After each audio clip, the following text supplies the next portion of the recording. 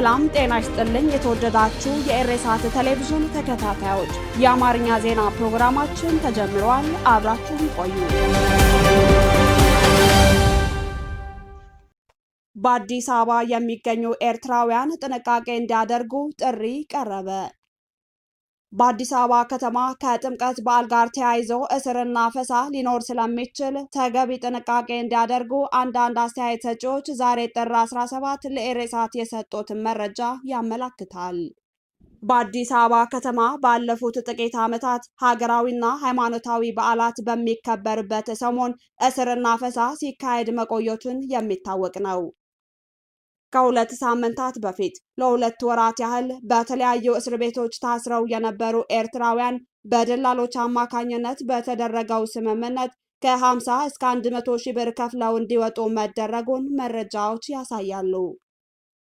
የፕሪቶሪያው ስምምነት ከመፈረሙ በኋላ በአዲስ አበባ እስርና አፈሳ ከመጀመሩ ወዲህ በመቶዎች የሚቆጠሩ ኤርትራውያን ወደ ኤርትራ እንዲባረሩ መደረጋቸውንና እስካሁን የተረጋገጠ መረጃና በሕጋዊ መንገድ ድምጻቸውን መገኘት እንዳልተቻለ መረጃዎች ያመለክታሉ።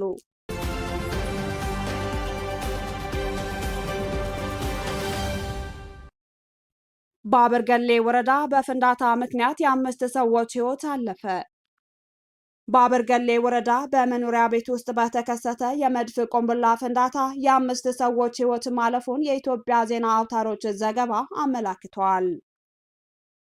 በአማራ ክልል ዋግ ኽምራ ብሔረሰብ አስተዳደር ዞን አበርገሌ ወረዳ ውስጥ በሚገኝ አንድ መኖሪያ ቤት ውስጥ የነበረ የመድፍ ቆምቡላ ፈንድቶ የአምስት ሰዎች ሕይወት ማለፉን የወረዳው ፖሊስ ማስታወቁን ዘገባው አክሎ ያስረዳል።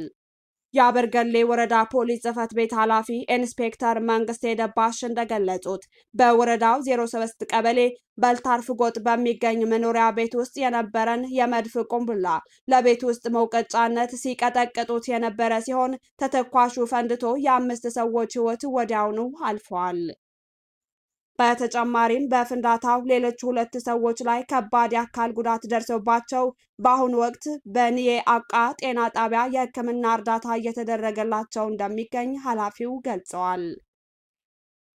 በሰው ላይ ከደረሰው ሞትና ጉዳት በተጨማሪ በአካባቢው በነበሩ እንስሳትና ንብረት ላይ ከፍተኛ ጉዳት መድረሱን የተገለጸ ሲሆን ፖሊስ የአደጋው ሙሉ ዝርዝር መረጃ ለማጣራት በምርመራ ላይ እንደሚገኝ ማስታወቁን የወረዳው ኮሚኒኬሽን መረጃ አመላክቷል።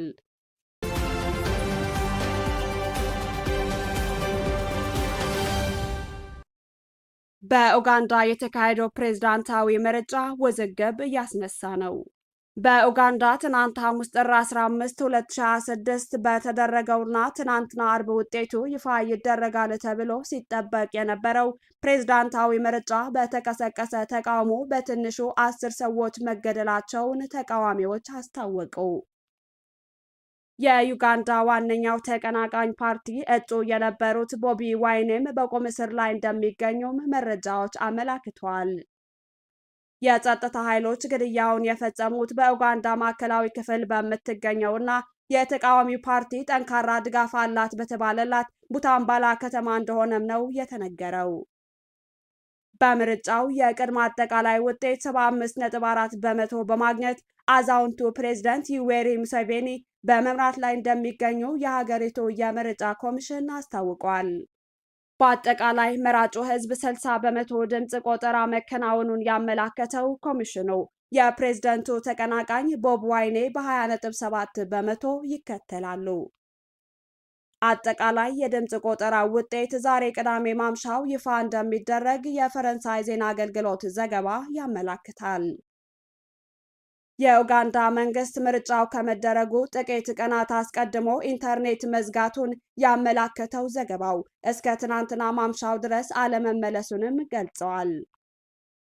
ለአራት አስርት ዓመታት በስልጣን ላይ የዘለቁት የ81 ዓመቱ ዩዌሪ ሙሴቬኒ ሰባተኛውን የዩጋንዳ ምርጫ ሊያሸንፉ እንደሚችሉ ከወዲሁ ግምት አግኝተዋል።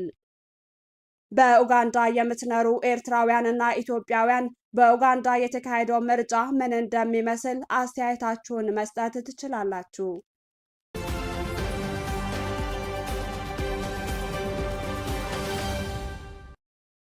ሳዑዲ አረቢያ ከግብፅና ከሶማሊያ ጋር ወታደራዊ ጥምረት ለመመስረት ንግግር ላይ መሆኗን ተገለጸ።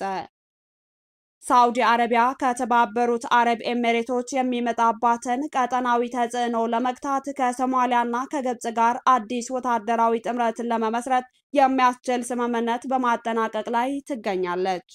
ብሉምበርግ ጉዳይን የሚያውቁ ሁለት ምንጮችን ጠቅሶ እንደዘገበው የሶማሊያው ፕሬዝዳንት ሐሰን ሼክ መሐመድ በቀይ ባህር ደህንነትና በጥልቅ ወታደራዊ ትብብር ዙሪያ ስትራቴጂካዊ አጋርነትን ለመመስረት ያለመውን ይህንን ስምምነት ለማጽናት በቅርቡ ወደ ሳዑዲ አረቢያ ያቀናሉ ተብሎ ይጠበቃል። ሶማሊያ በዚህ ሳምንት ከተባበሩት አረብ ኤሚሬቶች ጋር የነበሯትን የጸጥታና የወደብ ስምምነቶች ያቋረጠች ሲሆን ለዚህም እንደ ምክንያት የጠቀሰችው ኤሚሬቶች አንድ የየመን ተገንጣይ መሪ በሶማሊያ ግዛት በኩል እንዲያልፍ በማድረጋቸው ሉዓላዊነቴ ተጥሷል የሚል ክስ ነው። እንደ ዘገባው ከሆነ የሳዑዲ አረቢያ ባለስልጣናት የሶማሊያ መንግስት ከተባበሩት አረብ ኤሚሬቶች ጋር ያለውን ግንኙነት እንዲቀንስ ግፊት ሲያደርጉ ቆይተዋል። በሁለቱ የኦፔክስ ፕላስ አባል ሀገራት መካከል ያለው ውጥረት ያናረው ሳዑዲ አረቢያ የተቀናቃኟ ተጽዕኖ ለመቀነስ በሚያደርገው ጥረት ኤሚሬቶች ወታደሮቿን ከየመን እንድታስወጣ ትዕዛዝ ካስተላለፈች በኋላ ነው። ሳዑዲ አረቢያ እስካሁን ድረስ ለሶማሊያ ግዛታዊ አንድነትና አልሸባብን ለማዋጋት ለምታደርገው ጥረት ጠንካራ የፖለቲካ ድጋፍ ስትሰጥ ብትቆይም ይህ ስምምነት ግን ሳዑዲ የአፍሪካ ቀንድ ሀገር የሆነችውን ሶማሊያ የጸጥታና የመከላከያ አቅም በቀጥታ ለማጠናከር የምትሞክርበት የመጀመሪያው ስምምነት ይሆናል። አንድ የሶማሊያ መንግስት ቃል አቀባይ እንዲህ አይነት ስምምነት እየተዘጋጀ መሆኑን ቢያረጋግጡም ተጨማሪ ዝርዝር መረጃ ለመስጠት ፈቃደኛ አልሆነም። የሳዑዲ አረቢያ መንግስትና የመከላከያ ሚኒስቴር ቃል አቀባዮች እንዲሁም የግብፅ መንግስት በጉዳይ ላይ ለቀረበላቸው ጥያቄ ምላሽ አልሰጡም። የተባበሩት አረብ ኤሚሬቶች በበኩሏ ኢኮኖሚዋን ለማስፋፋትና የውጭ ተጽዕኖዋን ለማሳደግ ባለፉት ዓመታት በአፍሪካ ያላትን ተሳትፎ የጨመረች ሲሆን በሊቢያና በሱዳን ስልጣን የሚሹ ወታደራዊ ቡድኖችን ስትደግፍ ቆይታለች። ምንም እንኳን የሶማሊያን ግዛታዊ አንድነት እንደምታከብር ብታረጋግጥም ራስዋን በገለለችው ሶማሌላንድ በሚገኘው የበርበራ ወደብና በፑንትላንድ በሚገኘው የቦሳሶ ወደብ ላይ ከፍተኛ መዋዕለ ንዋይ አፍስሳለች። ኤርትራ በሚፈጠረው የሶስት ሀገራት ጥምረት ለምን እንዳልገባች በጥርጣሬ አይን እንዲያዩት እንዳደረጋቸው አንዳንድ ተንታኞች የሚሰጡት አስተያየት አመላክቷል።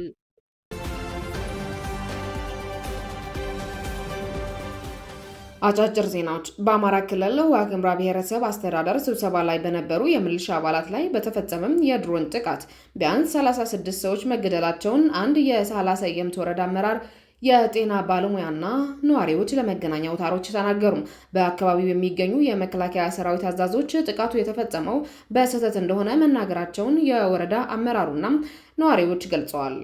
ሐሙስ ዕለት የኤምሬት አረብ መንግስት ንብረት የሆኑ ቁሳቁሶችን የጫኑ 3 አውሮፕላኖች ከአደን አዲ ዓለም አቀፍ አውሮፕላን ማረፊያ መነሳታቸውን ምንጮች ጠቅሶ የቢቢሲ የሶማልኛ አገልግሎት ዘግቧል። ሶማሊያ ከኤምሬትስ ጋር ያላትን የደህንነትና የመከላከያ ስምምነት ከሰረዘች በኋላ ከሞቃዲሾ ያላትን ቁሳቁስ ማውጣት ጀምራለች። የሁለቱም ሀገሮች ውዝግብ እንደቀጠለ ነው። አፍሪካ ህብረት ባወጣው መግለጫ በቅርቡ ከጊንድሪሼ እና ዲሌቪ ማርካ የባህር ዳርቻ አካባቢዎች ተገፍቶ እንዲወጡ የተደረጉ ታጣቂዎች በወታደሮቹ ላይ ጥቃት መክፈታቸውን ተከትሎ እርምጃ መውሰዱን ተናግረዋል። በምድርና በአየር በጥምረት በተፈጸመ ዘመቻ ከ30 በላይ የአልሸባብ ወታደሮች ሲደመሰሱ በርካቶች ደግሞ ቆስለዋል። በዘመቻው የሶማሊያ መከላከያ ወታደሮች፣ የአፍሪካ ህብረት የሶማሊያ ድጋፍና መረጋጋት ተልዕኮ፣ የቀጠናዊና ዓለም አቀፍ ሀገሮች እንዲሁም የኡጋንዳ ጦር ተሳትፈዋል። ሩሲያ፣ ቻይና እና ሌሎች የብሪክስ አባል ሀገራት ባህር ኃይሎች በተሳተፉበት በደቡብ አፍሪካ የባህር ክልል ውስጥ በተካሄደው ልምምድ ላይ ኢራን የተሳተፈችው የሀገሪቱ መከላከያ ሚኒስቴር የፕሬዝዳንት ሲሪል ራማፎሳን ትዕዛዝ ችላ ብላ ነው የሚል ክስም ተሰንዝሯል። ለዚህ ምላሽ የደቡብ አፍሪካ የመከላከያ ሚኒስቴር ለዚህ ከባድ ክስ ምላሽ ማጣራት ምርመራ እያካሄደ መሆኑን ገልጿል። አሜሪካም ኢራን በልምምዱ መሳተፏን ተከትሎ ተቃውሞ ማሰማቷን ይታወቃል። የአሜሪካ የስደተኝነት ቪዛ እገዳና ያስከተለው ስጋት። የህግ ባለሙያው ይሄ እገዳ የሀገራትን ህዝብ በጅምላ የሀገር ሸክም ብሎ በመሰየሙ በአለውነት እና የውጭ ጉዳይ ሚኒስቴር ከተሰጠው ስልጣን በላይ የሆነ እርምጃ ነው በሚል ተከሶ ወደ ፍርድ ቤት የሚያመራበት እድል ሰፊ እንደሆነ ግምታቸውን አስቀምጠዋል። በስደት ላይ የሚገኙት የመጨረሻው የኢራን ንጉስ ልጅ የዓለም መንግስታት የኢራን እስላማዊ ሪፐብሊክን ለመጣል ተቃዋሚዎችን እንዲደግፍ ጥሪ አቀረቡም። በአሜሪካ የሚኖሩት የተቃዋሚ መሪ ሬዝ ፓህሌቪ ዓለም የኢራንን አብዮታዊ ዘብ አመራርን ኢላማ እንዲያደርግ ጠይቀዋል። ከ3 ሳምንታት በፊት በኢራን የኑሮ ውድነትን ተከትሎ በተቀሰቀሰው ህዝባዊ አመጽ እስካሁን ድረስ ከ2600 በላይ ሰልፈኞች በኢራን የጸጥታ አካላት መገደላቸውን የሰብአዊ መብት ድርጅቶች አስታውቋል። ከኢሬሳት ቴሌቪዥን ስትከታተሉት የነበረው የአማርኛ ዜናዎቻችን አበቃን።